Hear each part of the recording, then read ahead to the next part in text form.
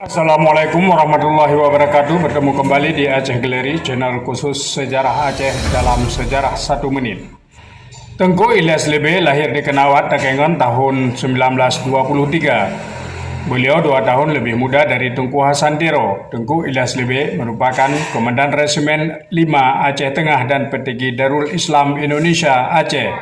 Dia seorang ulama berkarakter dan konsisten dari Aceh Tengah. Pada tanggal 15 April 1982, Satgas B di bawah pimpinan Mayor Infantri Subowo menyergap Tengku Ilyas Lebe di Pegunungan Jenib bersama 2 pengikutnya, Tengku Idris Ahmad dan Tengku Yaakob Piah. Beliau syahid bersama anak buahnya. Dalam penyergapan itu, TNI menyita 1 pucuk senjata jenis LA-74 butir peluru, sebuah mesin tik portable, radio transistor,